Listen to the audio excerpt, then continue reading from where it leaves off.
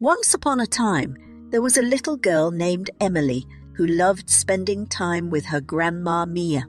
Every weekend, Emily would go to her grandma's house, where they would bake cookies, play board games, and tell stories. One night, after Emily had brushed her teeth and put on her pajamas, she asked Grandma Mia to tell her a bedtime story. Grandma Mia smiled and said, "Of course, my dear. Let me tell you the story of the magic garden." Emily snuggled under the covers and listened as Grandma Mia began her tale. There once was a garden that was hidden away from the world.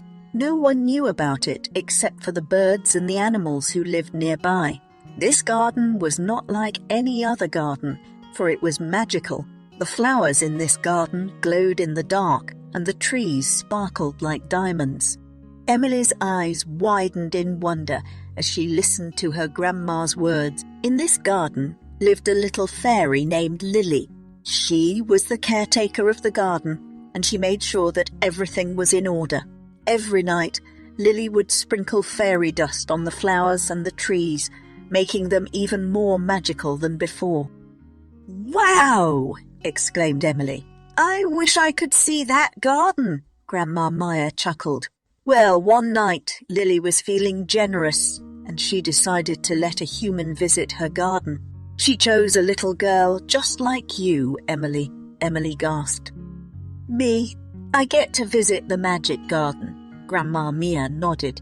"Yeah, my dear, but you must promise to be very careful and follow Lily's rules." "I promise," said Emily eagerly. So Lily sprinkled some fairy dust on Emily, and before she knew it, she was standing in the middle of the magic garden. The flowers were even more beautiful than she had imagined, and the trees sparkled like stars in the sky. Emily looked up at her grandma with wide eyes.